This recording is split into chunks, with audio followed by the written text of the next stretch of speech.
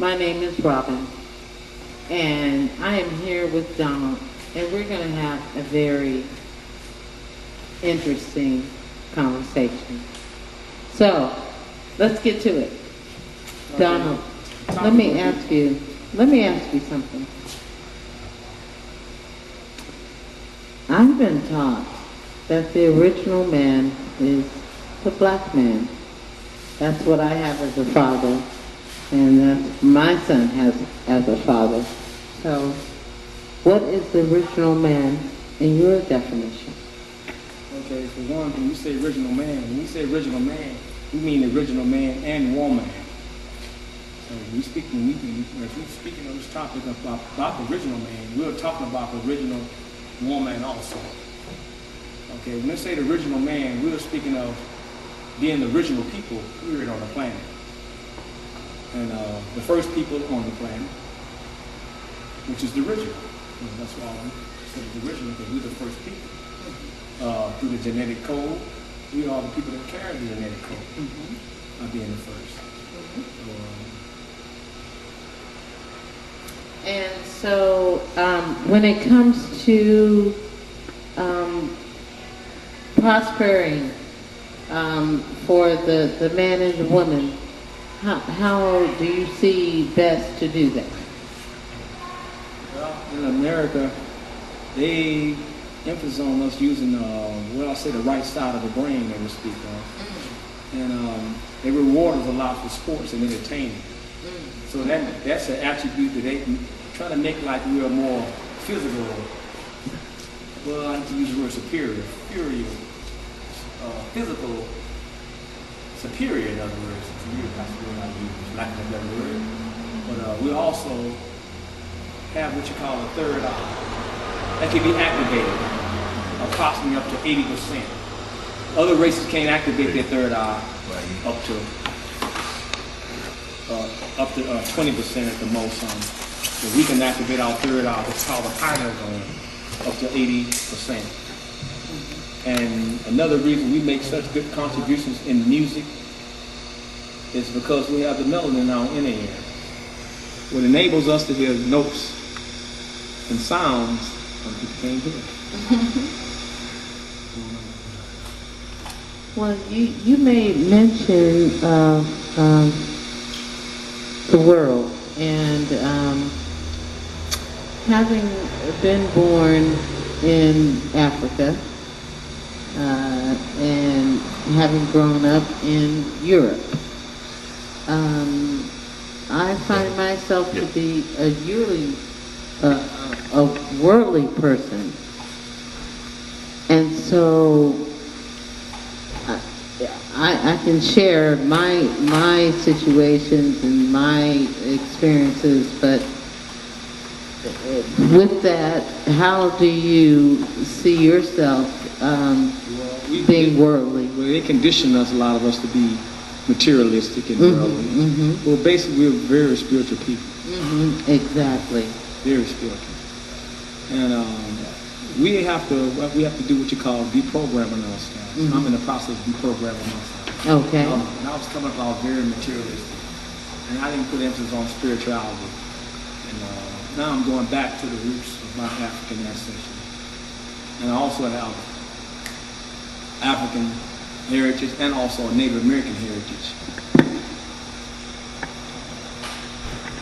I know you're going to cut all that.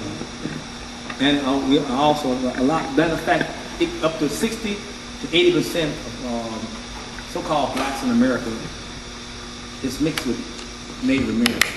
We have a Native American heritage. Not saying all of us, but 60 to 80% they're saying. So it's a very unique situation to be in. We have to be in because I have to contribute to my ancestors, which would be Native American and African, which is all African centered Africa. Everybody comes from Africa, really.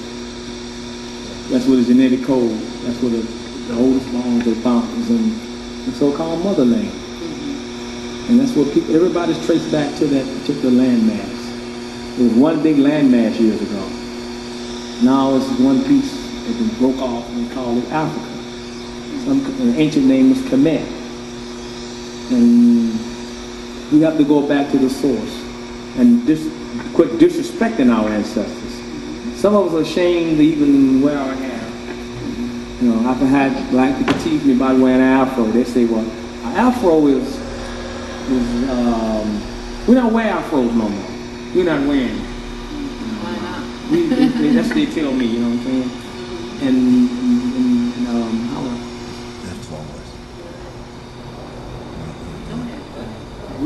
we've been conditioned to be ashamed of wearing our hair, you know. Like I say, to be an original man, the afro is the original hairstyle. Before you can get locks and dreads or whatever, you got to grow an afro and let it lock. So the afro is original. And I know there's a lot of blacks I meet, so-called black people I meet, Nubians I meet, they confront me about wearing so-called nappy hair. They ask me, "What you do something with your afro? What you do something with your hair? We're not wearing that." I'm a fuzzy wuzzy. An ancient fuzzy wuzzy. If anybody familiar with the fuzzy wuzzy, you're looking at a fuzzy wuzzy. Pardon my sister, you know, I had a laugh on that one too. But our ancient ancestors had afros. In some of the caves they showed some of the pictures. They thought they were space helmets. They wasn't space helmets, they were afros. The original hairstyles, the halos, the crowns that we were born with. We inherited. And we have such a strong inheritance. We have the most powerful inheritance on the planet. But we're the most hated. Why? Is it jealousy? We are the natural pyramid builders. I was talking to a gentleman this week ago. He was telling me, "Oh, my brother so-and-so is Masons." He said, we couldn't build pyramids. And I asked this question, I say, the pyramid builders in your genetic code, is in your DNA. So there's no what you can do. Our ancestors left that to show us what we're capable of doing. They left it for a reason. There was a purpose for leaving the pyramids. And what puzzles me, they try to make the pyramid like it's the seventh wonder in the world. The pyramid should be the number one wonder in the world. You know, I want to thank you for recognizing our hair. Because Donald, you know, I was a slave to the box. That's what I call it. You know, going out there and getting a perm. And I have pictures of my mom who just washed my hair and just let me sit for a day and just let my hair out. But she wasn't being a slave to the box. I became a slave to the box. But then when I figured it out, because I came to realization that, you know, I know about Samson, you know, and hair has power, you know, that first of all, I couldn't afford it anymore.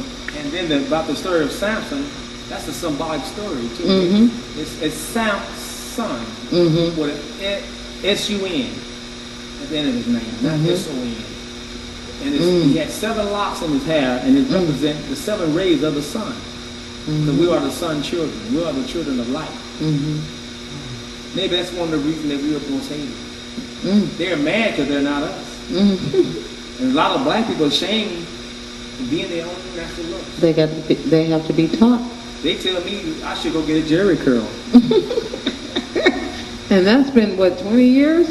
Right now, like I said, a lot of us don't realize that your hair is your antennas. Mm-hmm, mm-hmm. Your hair is reaching out to the universe. Mm-hmm. You know? And they call them, like your hairstyle you wear, they call that, some call braids, they call them dreadlocks.